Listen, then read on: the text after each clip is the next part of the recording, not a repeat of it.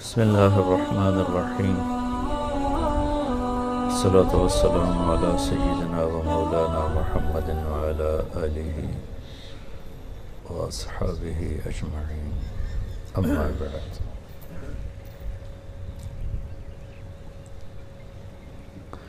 اللہ تعالیٰ نے انسان کے اندر خواہشات کا لامحدود سسٹم رکھا ہوا ہے، کہیں اس کا اینڈ نہیں آتا ہے، اور ان خواہشات کو پورا کرنے کے لیے جو عمر ہے وہ بہت تھوڑی ہے، بلکہ اسباب بھی اتنے نہیں ہیں جتنی خواہشات۔ وہ کوئی بادشاہ بن جاتا ہے شداد کی طرح، پوری جنت بنا لیتا ہے، لیکن سب کے پاس وقت بہت تھوڑا ہے۔ مال میں تو کچھ امیر ہیں، کچھ غریب ہیں، کچھ بہت غریب ہیں، کچھ بہت مالدار ہیں، کچھ بادشاہ ہیں، یہ تقسیم ہے۔ لیکن بہت بڑا بادشاہ، مالدار بہت بڑا مالدار، فقیر بہت بڑا فقیر، عورت مرد، یہ سب ایک بات میں ان کی غربت اور فقر مشترک، کہ سب کے پاس عمر تھوڑی ہے۔ تو خواہشات اتنی زیادہ، اسباب اس سے تھوڑے، عمر اس سے تھوڑی۔ مجھے اس پر شیر شاہ سوری کی بات یاد آ جاتی ہے۔ بہت نیک بادشاہ تھا۔ جب اس نے دہلی کو فتح کیا تو اس نے کہا، افسوس، میرے سر پہ حکومت کا سورج اس وقت چمکا ہے جب میری اپنی زندگی کا سورج غروب ہونے والا ہے۔ 60 سال کی عمر تھی جب اس نے دہلی کو فتح کیا، اور 66 سال کی عمر میں شہید ہو گئے، کالنجر کی فتح میں زخمی ہو کر وفات پائی۔ تو ٹوٹل 6 برس حکومت۔ تو کسی کے پاس لمبی بھی مدت ہے تو 60-70 سال ہیں، اس سے جا کر آگے تو خود اولاد تنگ ہو جاتی ہے، اولاد تنگ ہو جاتی ہے، ماں سے بھی، باپ سے بھی۔ ایک شخص آیا حضرت عمر کے پاس کہ میں اپنی ماں کے کپڑے بھی اب دھوتا ہوں، پیشاب بھی، پاخانہ بھی، روٹی بھی، سب کچھ جیسے میری ماں نے میرے ساتھ کیا، تو کیا میں نے ماں کا حق ادا کر دیا؟ تو حضرت عمر نے فرمایا نہیں۔ کہ وہ کیسے؟ کہ جب تیرے پیشاب پاخانے دھونے کی ضرورت تھی تو تیری ماں تجھے نہلاتی دھلاتی، ساتھ تیری زندگی کی دعائیں مانگتی تھی، اور تو جب بھی اس کی خدمت کرتا ہے تو اس کی موت کی دعا مانگتا ہے کہ یا اللہ میں تھک گیا ہوں، اب اس کو بس تو اٹھا لے۔ تو ایک دم وہ چپ ہو گیا تھا۔ ٹھیک بات۔ تو پھر یہ کیا چکر ہے؟ خواہشات اتنی زیادہ ہیں، ایسے گھر بناتے بناتے ایک عمر گزرتی ہے اور اس میں اثر ہو چکی ہوتی۔ ایک ڈاکٹر کہنے لگا، مجھے میرے پیسے کا کیا فائدہ؟ جب مجھے پیسے کی ہوس تھی تو میں اپنی محنت میں لگا ہوا تھا، ڈاکٹر بننے میں، ایک اچھا ڈاکٹر بننے میں۔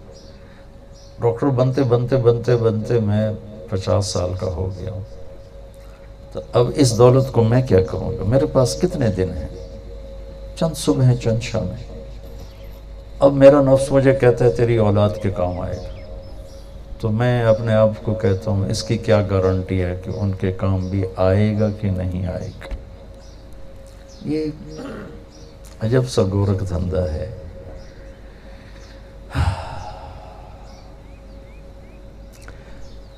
تو بھائیو، اللہ نے ہمیں ڈیزائن کیا ہے جنت کے لیے۔ جنت ہے لامحدود خزانہ۔ اگر ہماری خواہشات نہ ہوتی تو جنت سے مزہ اٹھانے کی طاقت ہی کوئی نہ ہوتی. لیکن یہ پرندے چہچہا رہے ہیں، یہ آج سے 10,000 سال پہلے جیسا گھونسلہ بناتے تھے آج بھی ویسے ہی بناتے. جو دانہ دن کا یہ چگتے تھے آج بھی ویسے ہی چگتے ہیں. انسان صرف 100 سال پیچھے ایسے گھر بناتا تھا، یا ایسی گاڑیاں تھیں، یا ایسے کپڑے تھے، یہ اشفاق کے کننے تھے.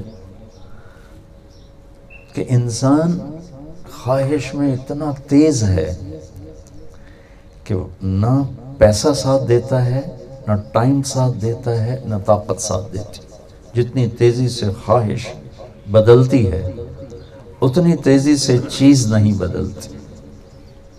تو اللہ تعالیٰ نے یہ نظام اس لیے رکھا کہ ایک تو پیپر لے لیا، خواہشات کا سمندر، اور بریکیں لگا دی. یہ نہیں کرنا، یہ نہیں کرنا، ادھر نہیں جانا، ادھر نہیں جانا، یہ نہیں دیکھنا، وہ نہیں دیکھنا، یہ نہیں کھانا، وہ نہیں کھانا. اور ادھر جنت کی خبر سناتی کہ یہ سب کچھ کرنے کے لیے تیرا رب مہمان خانہ بنا کے بیٹھا ہوا. پہلی نظر جب اللہ کا دیدار ہوگا، انسان کے خلا کو جنت بھی فل نہیں کر سکے، پر نہیں کر سکے گی. جنت ملنے کے بعد بھی ایک خلش، ایک کمی باقی ہوگی. وہ دور ہوگی جب اللہ سامنے آئے گا. جب اللہ سے جنید جمشید سے پہلی ملاقات ہوئی، اللہ اس کی قبر روشن کرے 97 میں. اس وقت وہ پیک پر تھا. کسی نے موسیقی میں اتنا بڑا نام نہیں کمایا اور شہرت اور پیسہ جتنا اس بندے نے کمایا. تو کوئی میرے پاس لے کر آیا تو میں تھوڑی سی بات کی تو وہ مجھ سے کہنے لگا ایک سوال ہے. بولو. کہنے لگا ایک پاکستانی نوجوان جو سہانے خواب دیکھتا ہے، ایسا ہوتا، ایسا ہوتا، ایسا ہوتا، وہ مجھے حقیقی طور پہ حاصل ہے. جن خوابوں کی دنیا میں ایک پاکستانی نوجوان رہتا ہے وہ خوابوں کی دنیا میرے پاس حقیقت میں موجود ہے. یعنی پنکھے بند کرا دو، اللہ نے ہوا چلائی ہے. تو کہنے لگا پھر کیا وجہ ہے کہ میرے اندر اندھیرا ہے، میرے اندر خلا ہے، مجھے لگتا ہے کہ میں ادھورا ہوں. کیوں؟ میں تو جو خواہش کرتا ہوں پوری ہوتی، پھر میرے اندر ادھورا پن کیوں؟ کس وجہ سے؟ میں نے کہا، میں نے خیر کافی بات کی، وہ یاد نہیں، لیکن جو مثال دی وہ یاد ہے. میں نے کہا تمہارے دائیں گھٹنے میں درد ہے، تم بائیں پہ دوا لگا رہے ہو. جہاں تم میڈیسن استعمال کرتے ہو وہاں مرض نہیں، جہاں مرض ہے وہاں میڈیسن نہیں، تو درد تو باقی رہے گا. کہ یہ خلا تمہاری روح میں ہے، تم اسے گلیمر میں ڈھونڈ رہے ہو. روح کو کیا پتہ گلیمر کیا ہوتا ہے؟ روح کو تو اللہ اس کے رسول کا پتہ ہے. روح صرف دو چیزوں کو جائے، ایک اللہ کو، ایک اس کے محبوب کو. باقی چیزیں جسم کی ہیں، اور جسم میں ایک حد تک چیز جاتی، آگے نہیں جاتی. جذبات کی دنیا میں جو چیز داخل ہوتی ہے اور اس کو سکون دیتی ہے وہ اللہ اس کے رسول کا تعلق ہے. وہ ہے نہیں تو تم میوزک سے، ان چیزوں سے اپنے آپ کو خوش کرنے کی کوشش کر رہے ہو، یہ ہوگا نہیں. کہا تو کیا کروں؟ میں کہ تم 3 دن کے لیے تبلیغ میں جائے. وہ کہنے لگا میں تو ڈانس کرتا ہوں، میں تبلیغ کروں گا. اچھا کوئی گناہ ہو رہا ہے تو اچھا بھی تو ہو. ہمارے یہاں عجب تصور ہے، کوئی غلط زندگی پر ہے اور تینوں کیا فائدہ نمازن. میرا گورنمنٹ کالج لاہور کا ساتھی تھا، اللہ نے اس کو بہت تبدیل کیا، لیکن وہ گوروں کے ساتھ اس کی بڑی دوستی تھی. رنر تھا بلا درجے کا، ان سے ساتھ بیٹھ کے شراب پی لیتا تھا. اور سارے اسلام آباد میں بہت فیمس تھا. تو کبھی دروازے پہ گرا پڑا ہوتا، کبھی فٹ پاتھ پہ اپنے گھر کے، تو پولیس والے اٹھا کے اندر کر دیتے تھے. تو ایک دفعہ پولیس والے اٹھا کے تھانے لے گئے. تو جب صبح اس کی آنکھ کھلی تو نماز کا وقت ہو رہا تھا. کہنے لگا میرے لیے مصلی اور لوٹا لو نماز پڑھنے. وہ کہنے لگے احمد صاحب راتی کی کر دے رہا. کہنے لگا اس لیے تو نماز پڑھ رہا ہوں کہ گناہ ہوا ہے تو نیکی بھی تو کرو. ہمارے الٹا تصور ہے، تینوں کی فائدہ نماز آندا، تینوں کی فائدہ روزے آندا، تیرا تو کاروبار ہی حرام ہے، تیری تو روٹی حرام ہے، تو یہ کرتا ہے، تو وہ کرتا ہے. اللہ نے پرفیکشن نہیں مانگی، اللہ نے کاؤنٹنگ مانگی ہے کہ ہم کاؤنٹ کر لیں گے، وزن کر لیں گے. اگر تمہاری نیکیاں 51 ہیں اور گناہ 50 ہیں تو بس ہم تمہیں معاف کر دیں گے، ایک پر معاف کر دیں گے. اور اگر برابر ہیں تو کسی نے تمہیں دے دی تو بھی معاف کر دیں گے. کم ہیں نیکیاں تو پھر جتنی کم ہیں اتنی سزا دے کے صاف کر کے پھر جنت میں ڈال دیں گے. تو وہ کہنے لگا میں جاؤں. میں نے کہا جایا کرو. اس 97 کی بات ہے. 2001 میں وہ 3 چلے کے لیے نکل، وہ 3 دن 4 مہینے کے لیے چلا.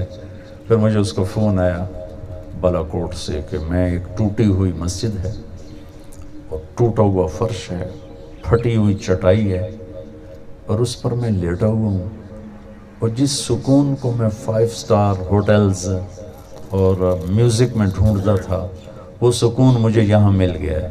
مجھے لگتا ہے میں ہوا میں اڑ جاؤں گا، میں ہوا میں اڑ جاؤں گا. پھر اللہ نے اس طرف جو چلا تو پھر ادھر بھی اس نے کمال کر دکھایا. کہتا تھا میں چاہتا ہوں میں جب مروں تو اللہ مجھ سے راضی ہے، میں جب مروں تو اللہ مجھ سے راضی. میں نے تو اس کا جنازہ پڑھایا. میں نے دیکھا کہ کیسے اللہ اس سے راضی، جن سے راضی ہوتا ہے ان کے ایسے جنازے اٹھواتا. سبحان اللہ، کیا کمال ہے. تو میں عرض کر رہا تھا کہ خواہشات کا ایک لامحدود قسم کا جہان ہے اندر. ٹائم، اسباب اس سے تھوڑے اور ٹائم اس سے تھوڑا. تو لہٰذا اب اگر ہم اس راستے پہ چل پڑے نا کہ یہ چاہتا ہوں، یہ چاہتا ہوں، یہ چاہتا ہوں، تھک جائیں. بڑے سے بڑا مالدار تھک جائے، کیونکہ جتنا وہ چاہتا ہے اتنا اس دنیا میں ہو نہیں سکتا. ڈیزائن ہی اس کا وہ نہیں. اب یہ ایک پاؤ کا گلاس ہے، اس میں آپ آدھا کلو پانی ڈالیں گے تو بہہ جائے گا. لہٰذا یہاں کیا ہے کہ اپنے اللہ کو راضی کر لو، پھر وہ تمہاری ہر خواہش پوری کر دے. کہ جب جنت میں اللہ کا دیدار ہوگا تو تب جا کر انسان کی تکمیل ہوگی. تو یہ اللہ سے عرض کریں گے یا اللہ ہم دنیا میں تیری عبادت کا حق ادا نہیں کر سکے، ہم تجھے راضی نہیں کر سکے جیسے کرنا تھا، تیری بندگی نہیں کر سکے جیسے کرنی تھی. تو تجھے دیکھنے کے بعد ہمارا جی چاہتا ہے کہ ہم تیری بارگاہ میں ایک سجدہ کریں جیسے فیصل آباد میں کرتے تھے. ایک سجدہ، صرف ایک، 5 نمازیں ایک سجدہ. تو اس پر اللہ تعالیٰ فرمائیں گے سبحان اللہ، کیا بات کہی اللہ، کہیں گے اللہ تعالیٰ فرمائیں گے دنیا میں تم میرے غلام تھے، میں تمہارا آقا تھا. یوں سمجھو تم نوکر تھے، میں مالک تھا، اور نوکر کے ذمے ہے مالک کی اطاعت کرنا. اب تم میرے پاس آئے ہو تو پوزیشن، حیثیت بدل گئی. یہ میرا مہمان خانہ ہے، یہاں جو بھی آتا ہے وہ میرا مہمان ہوتا ہے اور میں اس کا میزبان ہوتا ہوں.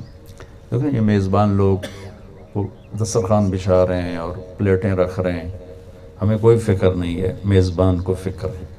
تو اللہ تعالیٰ فرمائیں گے کہ میرے بندو دنیا میں تم غلام، میں آقا، جنت میں تم مہمان، میں میزبان، اور مہمان سے کام نہیں لیا جاتا.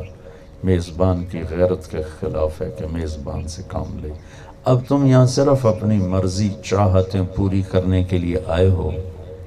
جاؤ موج کرو، کلو واشربوا ہنیئا بما اسلفتم فی الایام الخالیہ ولکم فیہا ما تشتہی انفسکم ولکم فیہا ما تدعون نزل من غفور الرحیم. سبحان اللہ، کیا کمال. لہم ما یشاؤون فیہا ولدینا مزید. قرآن کو دیکھو تو اللہ، اچھا ایک عجیب بات ابھی ذہن میں تو بتا دوں. ایک ہوتا ہے تشتہی جو اللہ قرآن میں کہا، ایک ہے تدعون. ترجمہ تو یہی ہے جو چاہو گے، جو دعویٰ کرو گے مل جائے گا. لیکن تشتہی اور تدعون میں فرق ہے. تشتہی کا مطلب ہے تمہارے ذہن میں ہوگا کہ میری یہ خواہش پوری ہو، یہ خواہش پوری ہو، جو چاہو کہ ہم مہیا کر دیں گے. تدعون میں یہ خبر اللہ دے رہا ہے کہ بعض چیزیں تمہارے ذہن میں آئیں گی کہ یہ ہو جاتا، پھر تم اندر سے کہو گے یہ تو ہو بھی نہیں سکتا، یہ تو ہو ہی نہیں سکتا، لیکن جب تم میرے پاس آؤ گے اور اپنی سوچ میں ایسی چیز کا مجھ سے سوال کرو گے جس کے لیے تم خود ہی اندر میں کہہ رہے ہوگے ایسا نہیں ہو سکتا، تو تیرا رب وہ بھی کر دے گا۔ ہاں، اس کے آگے ایک لفظ ہے نزل من غفور الرحیم۔ نزل کا کیا مطلب ہے؟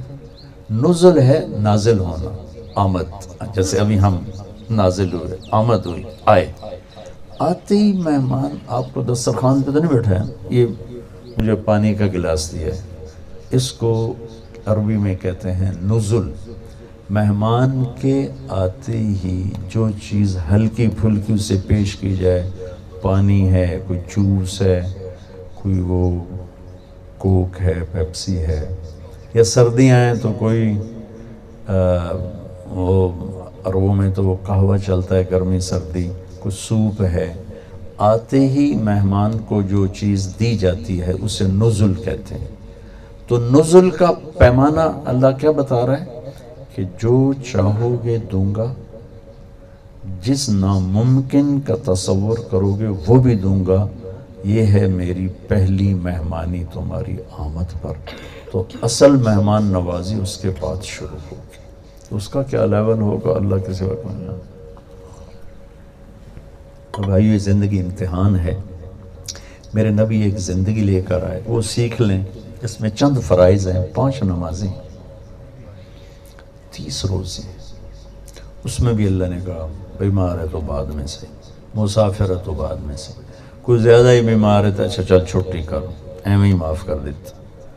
حج ہے مالدار پر ہے، زکوٰۃ ہے مالدار پر ہے، صرف ایک نماز ہے جس کو اللہ نے محکم کر کے بیان کیا ہے، اس میں کوئی چھٹی نہیں کہ نماز۔ دکھ ہوتا ہے امت کا 70-80% حصہ نماز چھوڑ چکا، کیا مرد کیا عورتیں نماز چھوڑ چکے ہیں۔ عربوں میں اب بھی کچھ بہتر ہے نماز کی ریشو، اور موریتانیہ میں گیا، مولوی صاحب کٹے تھے، مولوی صاحب بھی ساتھ تھے، وہاں میں نے پوچھا نماز کی ریشو کیا ہے، تو انہوں نے کہا یہاں ہمارے یہاں 100% نمازی، کیونکہ آبادی تھوڑی ہے، ملک تو پاکستان سے بھی بڑا ہے، آبادی کم ہے، لیکن جو موریتانی ہوگا وہ نمازی ہوگا۔ باہر سے آئے ہوئے لوگ ہیں تو ان کی گارنٹی نہیں، موریتانی مرد ہے، عورت ہے، بچہ ہے، بچی ہے، شہری ہے، دیہاتی، 5 وقت کا نمازی ہوگا۔ اور دیہات میں 100% حفظ قرآن ہے، سب بچے حافظ قرآن، سب بچیاں حافظ قرآن، پورے صحرا میں قرآن کوئی نہیں، لیکن سب کے سینوں میں قرآن محفوظ، لکھا ہوا کسی کے پاس کوئی نہیں، سینوں میں سب کے پاس موجود ہے۔ تو نماز ایک ایسی چیز ہے جس میں گنجائش نہیں۔ میں کہا کرتا ہوں اگر گنجائش ملتی اس 1439 سال میں تو میدان کربلا میں میرے نبی کے نواسے کو ملتی، لیکن انہوں نے بھی نماز پڑھ کے بتایا کہ نہیں، نماز کی گنجائش نہیں ہے، چاہے اسی کی خاطر سر کٹ کے نیزوں پہ چڑھ رہا ہو، نماز پڑھنی پڑے گی، نماز کی چھٹی نہیں ہے۔ تو باقی چیزوں میں نرمی ہے، صرف ایک 5 وقت کی نماز کیا دیر لگتی۔ نماز کے بعد میں صرف ایک حدیث سنا دیتا ہوں، صرف ایک، پورا دین اس کے اندر ہے، پوری زندگی اس کے اندر ہے، اور دنیا اور آخرت کی ہر شے، صرف ایک حدیث، 10 لاکھ حدیثیں، ایک حدیث سناؤں گا اللہ کے فضل و کرم سے، آپ خود سننے کے بعد کہو گے سچ کہہ رہا ہے کہ ساری زندگی اس کے اندر سمٹ گئی۔ ویسے گھروں میں رہتا ہوں، یا وہ تو بولے دی جھگی میں رہتا ہوں، یا وہ ادھر تھر پار کر میں رہتا ہوں۔ 4 اذا کن فیک ما ضرک ما فاتک من الدنیا۔ 4 باتیں اگر تو مجھ سے لے لے، میرے نبی کہہ رہے ہیں 4 باتیں اگر تو مجھ سے لے لے، پھر تو چین کی بنسری بجا اور میٹھی نیند سو جا، دنیا بھی تیری ہے، آخرت بھی تیری ہے۔ کیا خوبصورت بات فرمائی کہ 4 باتیں 40 نہیں آکھیاں، 50 نہیں آکھیاں، 4 باتیں مجھ سے لے لو، میرے نبی فرما رہے ہیں، اور پھر جاؤ موج کرو، دنیا بھی تمہاری ہے، آخرت بھی تمہاری۔ کیا ہیں یا رسول اللہ؟ صدق و حدیث ہے، زندگی بھر سچ بولنا، جھوٹ نہ بولنا۔ 99% کیا 100% پاکستان تو فیل ہو گیا، پہلی بات میں فیل ہو گیا، جھوٹ ہی جھوٹ ہے، جھوٹ ہی جھوٹ ہے، جھوٹ ہی جھوٹ۔ میرے نبی نے کہا 4 باتیں چھوٹی چھوٹی، صدق و حدیث، سچ بولنا، جھوٹ نہ بولنا، حفظ و امانت، دیانت داری اور امانت داری سے کام کرنا، کبھی دھوکہ نہ دینا۔ انہی پہلے 2 چیزوں کی وضاحت کے لیے ایک حدیث اس کے ساتھ ایڈ کر دیں۔ میرے نبی نے فرمایا، میرے نبی سے پوچھا گیا مسلمان بزدل ہوتا ہے؟ آپ نے کہا ہاں۔ بخیل ہوتا ہے؟ کہا ہاں۔ جھوٹا ہوتا ہے؟ کہا جھوٹا نہیں ہوتا، جھوٹ نہیں بولتا۔ پھر آپ نے فرمایا ایک اور حدیث اور سنا، آپ نے فرمایا کہ میں اپنے امتی سے ہر گناہ کی توقع رکھتا ہوں، بطور بشر، بطور انسان میں اس سے ہر گناہ کی توقع رکھتا ہوں، لیکن اگر ذرا بھی مجھ سے اس کا تعلق ہے 2 نہیں کرے گا، 2 نہیں کرے گا، 2 نہیں کرے گا، ایک جھوٹ کبھی نہیں بولے گا، ایک دھوکہ کبھی نہیں دے گا۔ وہی پہلی 2 بات، صدق و حدیث ہے، سچ بول، حفظ و امانت، دیانت داری سے کام کر۔ ان 2 کی ایک اور فضیلت سنا، انہوں نے کہا سچا امانت دار تاجر نبیوں کے ساتھ اٹھایا جائے، سچا اور امانت دار تاجر نبیوں کے، ذمہ دار کیوں نہیں کہا؟ سچا اور امانت دار ذمہ دار نبیوں کے ساتھ اٹھایا جائے۔ یہ زراعت کی بات کیوں نہیں کی، تجارت کی کیوں کی؟ کہ زراعت میں خوفناک امتحان نہیں ہے اور تجارت میں خوفناک امتحان ہے۔ ایک سودے پہ جھوٹ بول سکتے، دھوکہ دے سکتے۔ اب ہماری گندم کٹنا شروع ہو گئی، اسی کڑا دھوکہ دے ہونا ہے، دانے اندر ڈگ لگو ہے تو ریٹ بھی حکومت آ کے 1300 روپے، ہم کم زیادہ بھی نہیں کر سکتے۔ تاجر تو جتھے کاپا لگے لا دیندہ ہے نا، تو ہم تو کم زیادہ بھی نہیں کر سکتے۔ گورنمنٹ کا ریٹ ہے 1300 روپے من ہے، اب کٹنا شروع ہو گئی ہے، میں کیا جھوٹ بولوں یا میرا مینیجر، میرا نوکر کیا جھوٹ بولے گا؟ تولنا بھی انہوں نہیں آ کے، تول بھی ساڑا نہیں ہونا، تول وہ سانو ڈنڈی مار کے لگے جاندے۔ ہم جھوٹ بول ہی نہیں سکتے، ہمارے جھوٹ کا پیپر ہی کوئی۔ ساتھ آلو نکل کے بیچ رہے ہیں، اس میں منڈیوں کا ریٹ ہے، ہاں جی اسی اتنے لینا ہے، یہ تو ذمہ دار کر ہی نہیں سکتے۔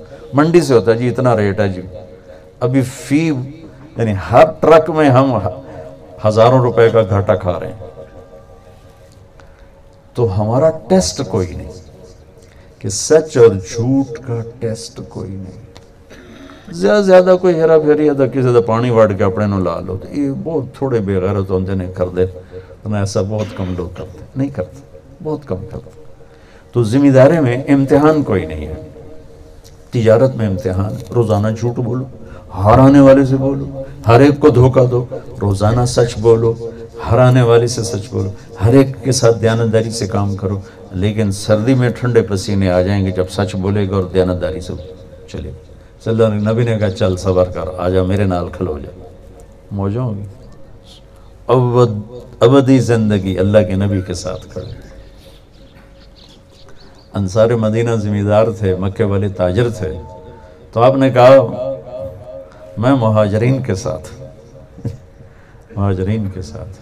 تو 2 باتیں میں نے آپ سے عرض کی، صدق و حدیث، حفظ و امانت، یا یہ پوری زندگی کو خوبصورت کر دینے والی چیز۔ تیسری حسن و خلیقت، اخلاق کی خوبصورت، یہ چیز میرے جیسے یہ گھر خوبصورت، لیکن ضروری نہیں کہ یہاں زندگی بھی خوبصورت۔ زندگی کی خوبصورتی کا تعلق ایسے گھروں سے نہیں، اس کا تعلق اچھے اخلاق سے۔ کچا گھر ہو، پکا گھر ہو، اتنا بڑا گھر ہو، اگر اہل خانہ کے اخلاق اچھے ہیں، ایک دوسرے کے لیے میٹھا بول ہے، ایک دوسرے سے درگزر ہے، ایک دوسرے کو طنز نہیں، طعنہ نہیں، تو وہ گھر جنت کا نمونہ بن جائے گا۔ اگر اخلاق نہیں ہے، کبھی عورت میں شدت، کبھی مرد میں شدت، کبھی بچوں میں بدتمیزی، کبھی ماں باپ میں تیزی اور بدتمیزی، کبھی نوکروں کے ساتھ فرعونیت، تو اس گھر کی در و دیوار بھی اداس ہو جاتی. جہاں اخلاق نہیں ہوتے، جہاں اخلاق ہوتے ہیں وہاں وہ جگہ جنت کا ٹکڑا اللہ بنا دیتا ہے. اور سارے اخلاق کا خلاصہ ہے اوروں کی برداشت کر کے چلو، اوروں کی برداشت کر کے چلو، اوروں کی برداشت کر کے چلو. اس لیے اس صفت کے ساتھ اللہ کے نبی نے حسن کا لفظ لگایا. سچائی بھی خوبصورت چیز ہے، دیانتداری بھی خوبصورت چیز ہے، لیکن اچھے اخلاق کے ساتھ خوبصورتی کا لفظ لگایا. حسن خلیقت، اخلاق کے ساتھ حسن کا لفظ لگایا، سچائی اور دیانتداری کے ساتھ نہیں لگایا. کہ اخلاق ایسی چیز ہے جب اچھے ہوتے ہیں تو نظر آتے ہیں، برے ہوتے ہیں نظر آتے ہیں. تو اخلاق کا اچھا ہونا ان زندگی کو خوبصورت بنا دیتا ہے. اور ہر انسان کی تمنا ہے کہ میری زندگی خوبصورت، میری زندگی اچھی ہو، میری زندگی خوبصورت. تیسری بات، وہ سارے اخلاق ایک لفظ میں ہیں، جو برا کرے اس کے ساتھ اچھا کرو، برداشت کرو. اور ایک حدیث میرے نبی نے کہا معاذ پورے دین کا خلاصہ کرو، پورے دین کی سمری بنا دوں تو ہکے گا لے کہا جی یا رسول اللہ. تو آپ نے ایسے کیا، زبان نکال کے کہا بس اس پہ قابو رکھ، اس پہ قابو رکھ. وہ کہنے لگے اس کی وجہ سے کوئی پکڑ ہے؟ آپ نے کہا سب سے زیادہ جہنم میں دھکا دینے والی یہ زبان ہوگی. تو بھائیو، اگر ہم اپنے گھروں میں خوبصورتی چاہتے ہیں، زندگی خوبصورت چاہتے ہیں، اپنے اخلاق اچھے کریں. خامد کا بیوی کے ساتھ، بیوی کا خامد کے ساتھ، ماں باپ کا اولاد کے ساتھ، اولاد کا ماں باپ کے ساتھ، مالکوں کا نوکروں کے ساتھ، نوکروں کا مالکوں کے ساتھ. یعنی بہت سفر کیا ہے اس راستے میں. آج کی اولاد کی نافرمانی میں بہت بڑا دخل والدین کا اپنا ہے. وہ اپنی اولاد کو سپیس نہیں دیتے، اپنی مرضی ان پر مسلط کرتے، جس کا آہستہ آہستہ رد عمل بننا شروع ہوتا ہے اور ایک فاصلہ و دوری پیدا ہو جاتی. جتنے اللہ نے ان کے حقوق رکھے ہیں. ایک شخص آیا اپنے بیٹے کو لے کر، کہا جی یہ میرا بیٹا ہے بہت نافرمان. حضرت عمر نے سوٹی چاہیے انہوں مارا ناستا. کہنے لگا جی ٹھہرے. ہم نے پوچھا کیا ہوا؟ کہا ماں پیو دا حق بھی بڑا ہے، کوئی اولاد دا حق بھی ہے، کوئی اولاد دا حق بھی ہے. ہم نے کہا ہے. کہ جی ذرا بتائیں. کا پہلا حق ہے کہ نیک ماں دے، نیک جگہ شادی کرے، ماں اچھی. دوسرا حق ہے جب پیدا ہو تو نام اچھا رکھے. تیسرا حق ہے کہ اس کو قرآن سکھائے. کہ ہن میری بھی سن لو، اے میرا پیو بیٹھا ہے، اس نے حبشی عورت نال شادی کی تھی، مینوں ماں چنگی نہیں دیتی. دوسرا حق ہے اس نے میرا نام جولان رکھا ہے. جولان گندگی کے کیڑے کو کہتے. تو انہوں نے کو پوچھو مینوں ہور کوئی نا ہی نہیں لگتا، مینوں جولان گندگی کا کیڑا. اور تریا پوچھو آج تے اس میں قرآن دی شکل نہیں وکھائی. حضرت عمر نے وہ سوٹی ادھے پھیر دی تھی، پہلے تو تیرا دماغ ٹھیک کرا. تو حسن و خلیقت، اچھے اخلاق. چوتھی چیز کیا ہے؟ عفت فی طعمت، رزق حلال. رزق حلال چھوٹی سی حدیث اور پورا دین اس کے اندر ہے. فرائض کے بعد یہ 4 باتیں آپ لے لیں، میں لے لوں، یہ مستورات لے لیں، یہ سر لیں، زندگی صراط مستقیم پر آ جائے گی، خوبصورت ہو جائے گی. رزق حلال وہ عمل ہے. سعد بن معاذ بیٹھے تھے تو اللہ کے نبی کی نظر پڑی ہاتھوں پر، ہاتھ بڑے سخت. تو آپ نے کہا یہ کیا ہوا تیرے ہاتھوں کو؟ کیا ہوا؟ کہا جی میں مزدور آدمی ہوں، کھیتوں میں کام کرتا ہوں بچوں کے لیے، تو سخت ہو گئے. تو آپ نے ان کا ہاتھ پکڑ کے ایسے بوسہ لیا، ایسے چوم کر فرمایا بچوں کو حلال کھلاتے جو ہاتھ ایسا ہو جاتا ہے اس پہ جہنم حرام ہو جاتی. تمہارا رزق حلال ایسی چیز ہے کہ وہ جہنم حرام کر دیتا. تو بھائیو، سچائی اور دیانتداری جہاں ہوگی وہ شخص 24 گھنٹے نماز میں ہوگا، بندگی میں ہوگا. یہ تبلیغ اس کو سیکھنے کی محنت.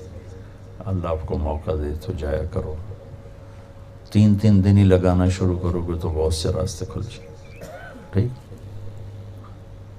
اللهم لك الحمد كما أنت أهله فصل على محمد كما أنت أهله وفعل بنا ما أنت أهله إنك أهل التقوى وأهل المغفرة. اللهم بارك لهم فيما رزقتهم اللهم بارك لهم فيما رزقتهم اللهم بارك لهم فيما رزقتهم وأوزعهم أن يشكروا نعمتك التي أنعمت عليهم وعلى والديهم. اللهم ألف بين قلوبهم وأصلهم وأصلح ذات بينهم. اللهم ألف بين قلوبهم وأصلهم وأصلح ذات بينهم. آمين.